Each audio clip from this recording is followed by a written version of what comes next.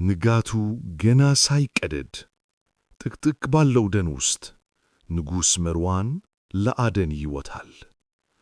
አየሩ በጭጋግ ተውቷል። ድንገት ግን አንዲት እንደ በረዶ የምታበራ ዓይኖቿ እንደ አልማዝ የሚንጸባረቁ ነጭ ሚዳቆ ከዛፎቹ መሃል ብቅ ትላለች። ንጉሡ በአስደናቂ ውበቷ ተማርኮ አጃቢዎቹን በመተው ብቻውን ይከተላታል። ሚዳቋ ወደ ጥልቁ ጫካ እየመራችው ሄዳ ጭጋጋማ በሆነ ሸለቆ ውስጥ ወደሚገኝ አንድ አሮጌ ጎጆ ታደርሰዋለች። በሩ ሲከፈት ከውስጥ የወጣችው ወጣት ውበቷ ከሰው ልጅ በላይ የሆነ ዓይን የሚያፈዝዝ ነበር። ንጉሡ በዛች ቅጽበት ማንነቱን፣ ቤተ መንግሥቱንና 9 ሚስቶቹን ጭምር ይረሳል። በውበቷ ክፉኛ ከመማረቁ የተነሳ በአጠገቧ የነበረችው አስፈሪ ጠንቋይ የምትጠይቀውን ማንኛውንም ዋጋ ለመክፈል ቃል በመግባት ወጣቷን 10ኛ ሚስቱ ለማድረግ ይወስናል።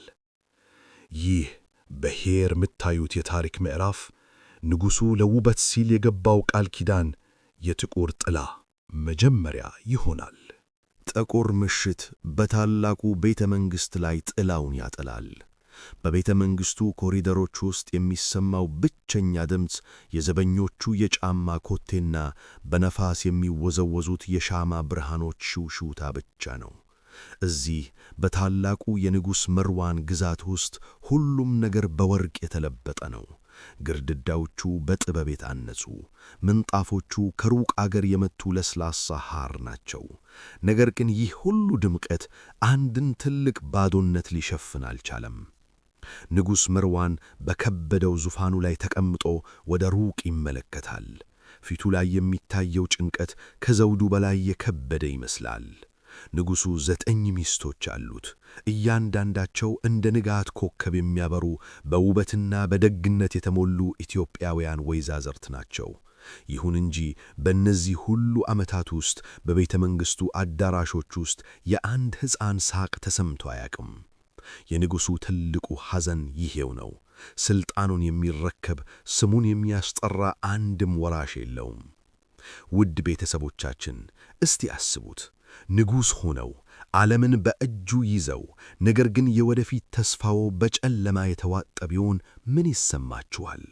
ንጉሥ መርዋን በየቀኑ ወደ ፈጣሪው ይጮኻል፣ በየሌሊቱ በጸጥታ ይቃታታል።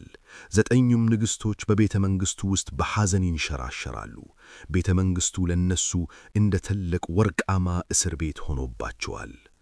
በአንድ ወቅት ፀሐይ በምትጠልቅበት ቀይ ሰዓት ላይ አንድ ያልተጠበቀ እንግዳ ወደ ቤተ መንግሥቱ ደጃፍ ይቀርባል።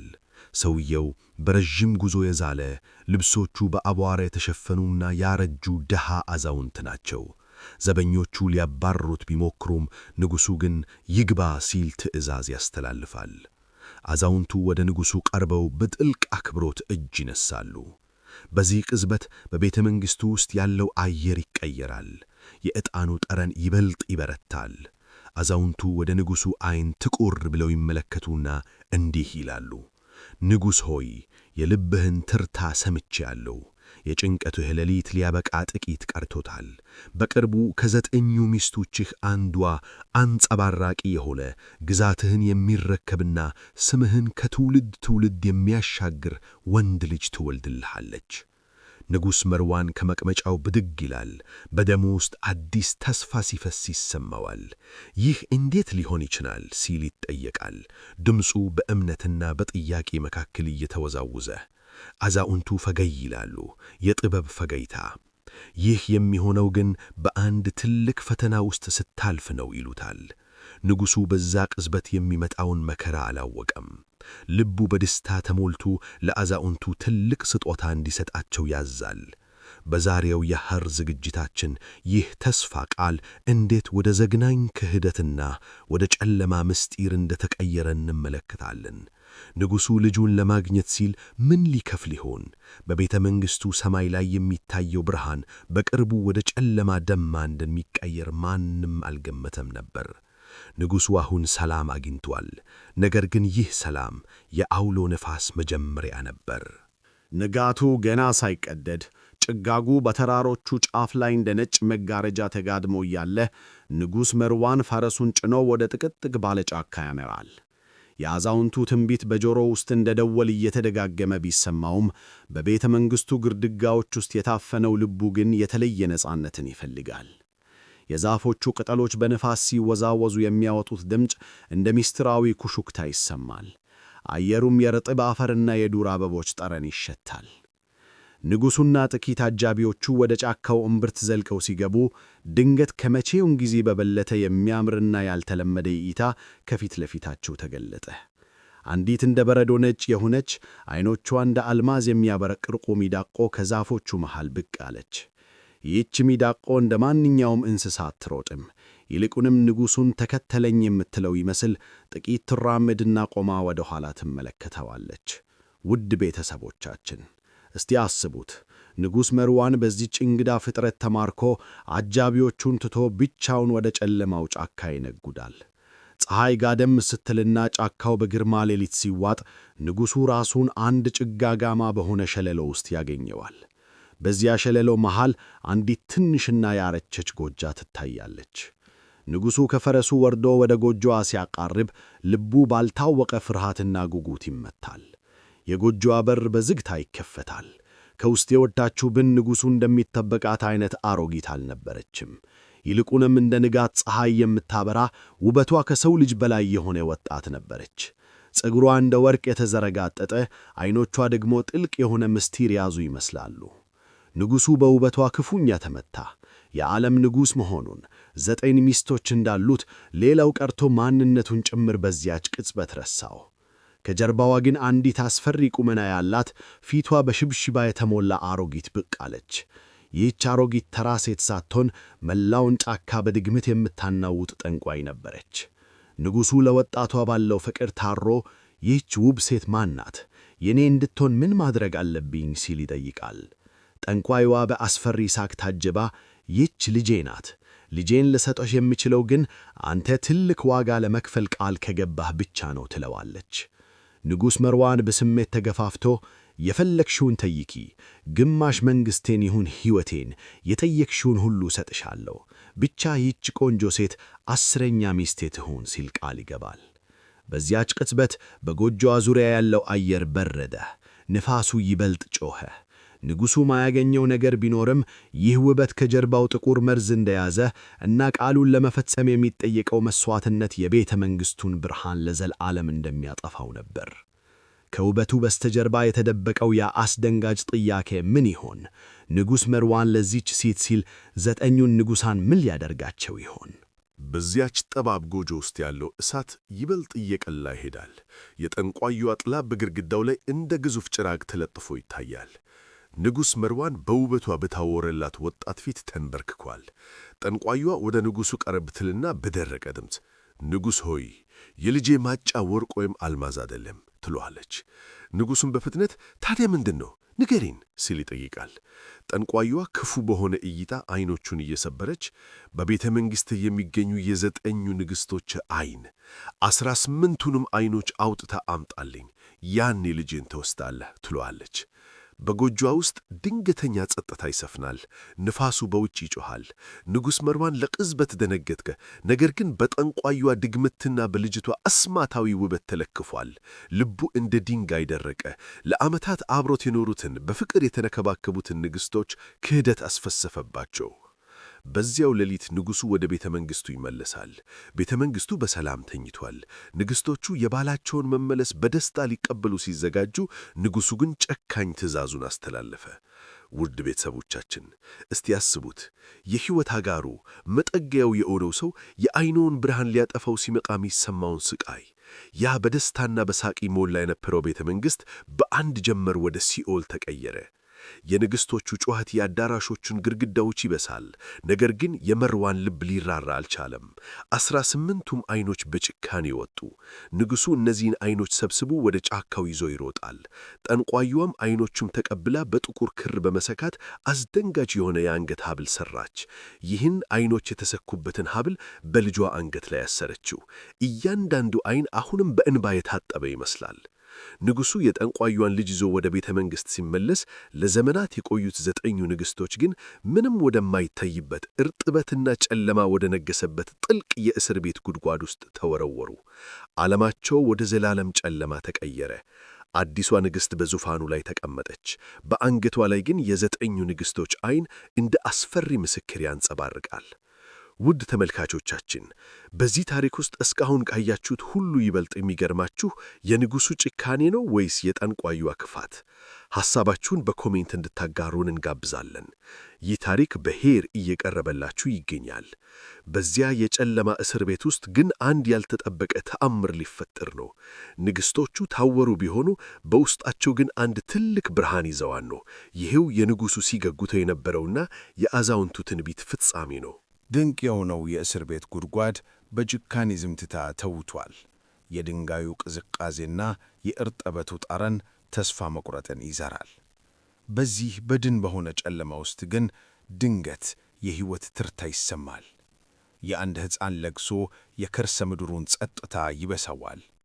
ንጉሥ መርዋን በጉጉት ሲጠበቀው የነበረው ወራሽ በአልማዝ በተለበጠ አልጋ ላይ ሳይሆን በቆሻሻ ማግ እና በጭልጭታ ብርሃን ባልደረሰበት እስር ቤት ውስጥ ተወለደ።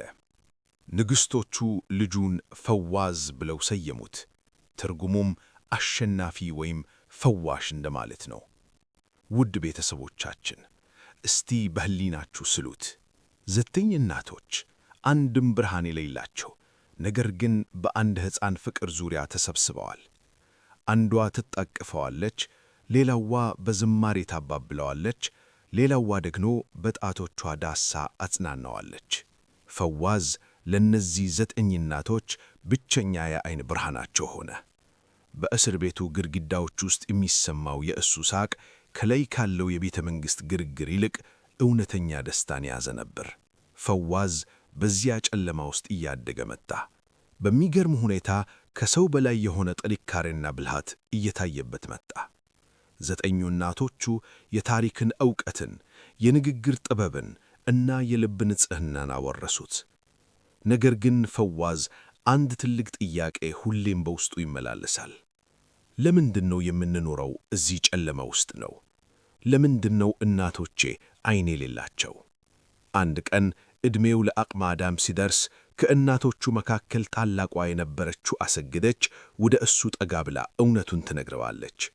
ስለ ንጉሥ መርዋን ክህደት፣ ስለ ነጯ ሚዳቆ፣ ስለ ጠንቋይዋ እና በአዲሷ ንግሥት አንገት ላይ ስለታሰረው 18 የዐይኖች ሐብል በዝርዝር አጫወተችው።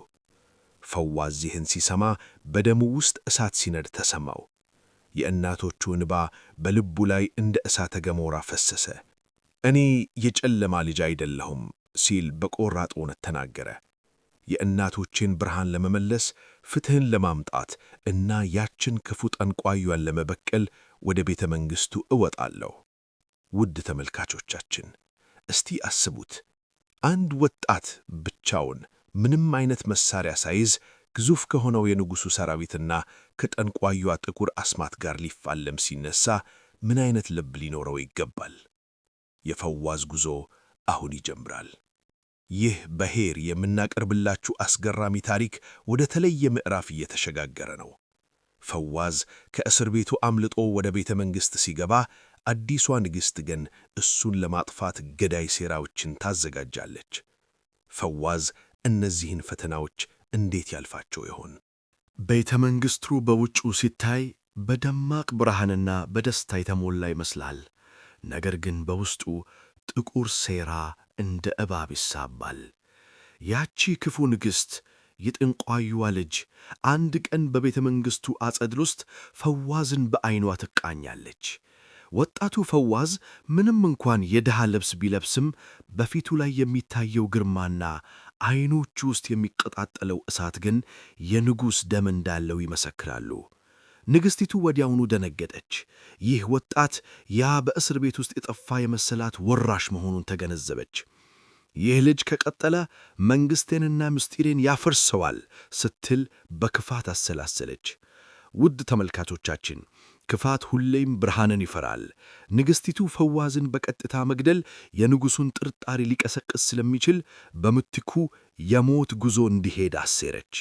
ንግሥቲቱ ለንጉሡ ውሸት ተናገረች። ንጉሥ ሆይ በጣም ታምሜያለሁ። ሕመሜ ሊድን የሚችለው ከአደገኛው የጥቁር አውሬ ጎጆ የሚገኝ ወተት እና በሰሜኑ የጠንቋዩ ጫካ ብቻ የሚበቅለው የብርሃን ስንዴ ይመጣልኝ ነው አለች። ንጉሡም በጭንቀት ሆኖ ይህን ድፍረት የሚፈጽም ሰው ፈለገ። ንግሥቲቱ ፈዋዝን አመላከተች። ፈዋዝም እናቶቹን ለማዳን የሚያስችለው ብልሃት እዚህ ውስጥ እንዳለ ስላወቀ ጉዞውን በፈቃደኝነት ተቀበለ። ነገር ግን ፈዋዝ በዚህ አደገኛ መንገድ ላይ ብቻውን አልነበረም። በቤተ መንግሥት ውስጥ የምትሠራ ራይሃና የተባለች ብልህ ወጣት ነበረች። ራይሃና የንግሥቲቱን ክፋትና የጠንቋይዋን ምስጢር ቀድማ ደርሳበት ነበር። ፈዋዝ ጉዞውን ከመጀመሩ በፊት ራይሃና በምስጢር አገኘችው። ፈዋዝ አለችው በዝቅተኛ ድምፅ፣ ይህ ጉዞ ለጤና ሳይሆን ለሞት የታዘዘ ነው። ያቺ ሴት ንግሥት ሳትሆን የጠንቋይዋ ልጅ ናት። አውሬው ጎጆ የሚጠብቅህ በአካል ሳይሆን በድግምት ነው። ይህን መስታወትና ይህን የተቀደሰ ዘይት ይዘህ ሂድ። አውሬው ሲመጣ መስታወቱን አሳየው። የራሱን ክፋት አይቶ እንዲደነገጥ ያደርገዋል። ጠንቋዮቹ ሲያፍዙህ ደግሞ በጆሮህ ውስጥ ይህን ዘይት ጠብ አድርግና ድምፃቸው ወደ ልብህ እንዳይገባ ስትል መከረችው። ውድ ቤተሰቦቻችን በዚህ የምታዩት ይህ ታሪክ አሁን ወደ ከፍተኛ ፍጭት እየገባ ነው። ፈዋዝ የራይሃናን ምክር ሰምቶ ወደ ማይታወቀውና ወደሚዘገነው ጫካ አመራ። በጉዞው ላይ ግዙፍ አራዊት፣ የሚጮኹ ዛዎችና የሙታን ድምፅ የሚሰሙባቸው ሸለቆች ይጠብቁታል። ፈዋዝ መጀመሪያ የደረሰው ወደ አውሬው ጎጆ ነበር። አውሬው ከጥላ ውስጥ ብቅ ሲል ምድር ተነቀጠቀች። እሳታማ ዐይኖቹ ፈዋዝን ሊበሉ ተሰፈሱ። ነገር ግን ፈዋዝ አልሸሸም። ራይሃና የሰጠችውን መስታወት አውጥቶ በአውሬው ፊት አቆመው። አውሬው በራሱ አስፈሪ ገጽታ ተደነግጦ ወደ ኋላ ሲያፈገፍግ ፈዋዝ የሚፈልገውን ነገር በብልሃት ወሰደ። ሆኖም ትልቁ ፍታኔ ገና ከፊቱ ነው። ጠንቋዮቹ ጫካ፣ ያ የዐይኖቹ ሐብል መነሻ የሆነው እና ጨለማ የነገሰበት ስፍራ። ፈዋዝ የእናቶቹን ብርሃን ይዞ ለመመለስ ቆርጧል። አሁን ፈዋዝ በጨለማው ሸለቆ እምብርት በዚያች አስፈሪ የጠንቋይዋ ጎጆ ፊት ለፊት ቆሟል። አየሩ የሞት ሽታ ይሸታል። ዛፎቹ እንደ ታሰሩ ነፍሳት በስቃይ ይቃታታሉ። ጎጆዋ ውስጥ ሆና የፈዋዝን ሞት በጉጉት ስትጠባበቅ የነበረችው ጠንቋይ የፈዋዝን የጫማ ኮቴ ስትሰማ በድንጋጤ በሯን ትከፍታለች። እንዴት በሕይወት ተረፍክ ስትል በቁጣ ትጮኻለች። ድምጿ እንደ መብረቅ ምድሩን ያናውጠዋል። ፈዋዝ ግን ፍርሃት ከልቡ ርቋል። ራይሃና የሰጠችውን የተቀደሰ ዘይት በጆሮው ውስጥ ስላደረገ የጠንቋይዋ ካስማታዊ ጩኸት እንደ ተራ ነፋስ ሽውታ ብቻ ይሰማዋል። ጠንቋይዋ እጆቿን ወደ ሰማይ ዘርግታ ጥቁር ጭጋግ ልታዘንብበት ስትሞክር ፈዋዝ በቆራጥነት ወደፊት ይራመዳል። ክፋትሽ ዛሬ ያበቃል ሲል ይጮኻል። ራይሃና የሰጠችውን የእውነት መስታወት አውጥቶ በጠንቋይዋ ፊት ይደቅናታል። ጠንቋይዋ በራሷ ክፉ ምስል ተደናቅጣ ስትወድቅ ፈዋዝ በቅጽበት ወደ ውስጥ ዘልቆ በመግባት በአልጋው አጠገብ ተሰቅሎ የነበረውን 18ቱን ዐይኖችን የያዘውን የብርሃን ሐብል በእጁ ይጨብጣል። በዚያ ቅጽበት በጫካው ላይ የነበረው ጨለማ መገፈፍ ጀመረ። ፈዋዝ ዐይኖቹን ደረቱ ላይ አጥብቆ በመያዝ እንደ ንጋት ኮከብ እየሮጠ ወደ ቤተ መንግሥቱ አመራ። በቤተ መንግሥቱ ውስጥ ንጉሥ መርዋን በሐዘን ተሰብሮ ተቀምጧል። ያቺ ክፉ ንግሥት በአልጋዋ ላይ ተኝታ ልጁ አልመጣም፣ ሞቷል፣ አሁን ግዛቱ የኔ ብቻ ነው ስትል በልቧ ትሳለቃለች። ድንገት ግን የአዳራሹ በሮች በኃይል ተከፈቱ። ፈዋዝ በደምና በአቧራ ተለውሶ ነገር ግን በድል አድራጊነት ወደ ውስጥ ይገባል። ንጉሡ በድንጋጤ ከመቀመጫው ይነሳል። ንግሥቲቱም በድንጋጤ ፊቷ ይገረጣል። ውድ ቤተሰቦቻችን በሄር የምንከታተለው ይህ የታሪክ ምዕራፍ አሁን እውነቱ የሚጋለጥበት ሰዓት ላይ ደርሷል። ፈዋዝ ወደ ንጉሡ ቀርቦ እንዲህ ይላል፣ ንጉሥ ሆይ ያዘዝከኝን ወተትና ስንዴ ሳይሆን ያጣኸው ክብርና የንግሥቶችህን ብርሃን ይዤ ልመጥቻለሁ ይልና ያን ዘግናኝ የዐይኖች ሐብል በንጉሡ ፊት ያሳያል። ንጉሡ ዐይኖቹን ሲመለከት ልቡ በጩቤ የተወጋ ያህል ተሰማው። የእያንዳንዱ ንግሥት እይታ የፍቅር ትዝታቸውን በነዚያ ዐይኖች ውስጥ አነበበ። ፈዋዝ ወደ ንግሥቲቱ ጣቱን እየቀሰረ ይቺ ሴት ንግሥት አይደለችም፣ የጠንቋይዋ ልጅ ናት። አንተን በድግምት አሳውራ እናቶቼን በጨለማ የቀበረች አውሬ ናት ሲል እውነቱን ያጋልጣል። በዚያች ቅጽበት የንግሥቲቱ ውበት እንደ በረዶ ይቀልጣል። ድግምቱ ሲፈረስ ፊቷ ተለዋውጦ ወደ አስፈሪ አሮጊትነት ትቀየራለች። ንጉሥ መርዋን በአንድ ጊዜ ከዓመታት እንቅልፍ የነቃ ያህል ይደነገጣል። የፈጸመው ግፍ፣ የክህደቱ ጥልቀት በሕሊናው ላይ እንደ አውሎ ነፋስ ተነሣ። አሁን ፍትሕ የምትሰፍንበት፣ ጨለማው በብርሃን የሚተካበት መጨረሻው ምዕራፍ ደርሷል። ጨለማው ተገፈፈ። ለዓመታት በታላቁ ቤተ መንግሥት ላይ ያንዣባ የነበረው ጥቁር ደመና በፈዋዝ ቆራጥነት ዛሬ ተበታትኗል። ፈዋዝ ወደዚያ እርጥበትና ስቃይ ወደ ነገሰበት ጥልቅ የእስር ቤት ጉድጓድ በድል አድራጊነት ይሮጣል። በእጁ የያዘው የዐይኖች ሐብል እንደ ንጋት ኮከብ ያበራል። ወደ 9 እናቶቹ ሲቃርብ በእስር ቤት ውስጥ ያልተለመደ ሰማያዊ ብርሃን ይፈነዳል። ፈዋዝ ሐብሉን ከፍ አድርጎ ይዘዋል። በዚያ ቅጽበት በአስማት ተለይተው የነበሩት 18ቱም ዐይኖች ወደ ባለቤቶቻቸው ይመለሳሉ። ለዘመናት በጨለማ ውስጥ የነበሩት ንግሥቶች ዐይኖቻቸውን ይከፍታሉ። መጀመሪያ ያዩት ነገር ብርሃንን ሳይሆን እነሱን ለማዳን ሕይወቱን አሳልፎ የሰጠውን የልጃቸውን ፊት ነበር። የደስታ እልልታ የእስር ቤቱን ግርጌዎች አልፎ እስከ ቤተ መንግሥቱ ጣሪያ ድረስ ያስተጋባል። እናቶች ልጃቸውን እያዩ ያለቅሳሉ። ፈዋዝም በእናቶቹ እቅፍ ውስጥ ሆኖ የድሉን ጣዕም ይጋታል። በቤተ መንግሥቱ አዳራሽ ውስጥ ግን ሌላ እይታ ይታያል። ንጉሥ መርዋን በሠራው ግፍ ተሰባብሮ በንግሥቶቹ እግር ስር ይወድቃል። ዐይኔ እያየ የታወርኩት እኔ ነኝ ሲል በእንባ ይናገራል። ያቺ ክፉ ጠንቋይና ልጇ ግን በራሳቸው የክፋት እሳት ውስጥ ይቃጠላሉ። ድግምታቸው ወደ ራሳቸው ተመልሶ በሕዝቡ ፊት እንደ አመድ ተበታትነው ይጠፋሉ። ክፋት የራሱን ጉድጓድ ቆፍሮ ራሱ ይገባበታል። ውድ ቤተሰቦቻችን፣ የታሪኩ የመጨረሻ ምዕራፍ የሚጀምረው እዚህ ጋር ነው። ፈዋዝ እና ብልሃተኛዋ ራያና በኢትዮጵያ ምድር ታይቶ የማይታወቅ የፍትሕ መንግሥት ይመሰርታሉ። ፈዋዝ ዙፋኑን ሲረከብ ራያናን በጎኑ አድርጎ ቤተ መንግሥቱን በእውነትና በፍቅር ይሞሉታል። 9 እናቶቹም በክብርና በደስታ የልጃቸውን ብልሃትነት እያዩ በቀሪው ዘመናቸው በሰላም ይኖራሉ። የዛሬው የታሪካችን ትልቁ ትምህርት ምንድን ነው? ውበትና ሥልጣን ከእውነት ካልታረቁ ጥቁር ጨለማን እንደሚወልዱ ነው። እውነት ግን ምንም ያህል ብትዘገይም እንደ ፈዋዝ ያለ አንድ ቆራጥ ልብ ካገኘች ብርሃኗን መፈንተጓ አይቀርም። ይሁን እንጂ አንድ ምስጢር አሁንም አብሮን ይኖራል። ያቺ ንጉሡን ወደ ጠንቋይዋ ጎጆ የመራችው ነጭ ሚዳቆ የት ሄደች? አሁንም በጫካ ውስጥ ሌላ ንጉሥን እየጠበቀች ይሆን? ወይስ የፈዋዝን መወለድን ለማስበር የመጣች የሰማይ መልእክተኛ ነበረች? ይህንን እንቆቅልሽ ለእናንተ ለውድ ተመልካቾቻችን እንተወዋለን። ፍትሕ ሁሌም ያሸንፋል፣ እውነትም ለዘላለም ታበራለች። በሌላ አስደናቂ ታሪክ እስክንገናኝ ድረስ ሰላም ቆዩልን። ቻው።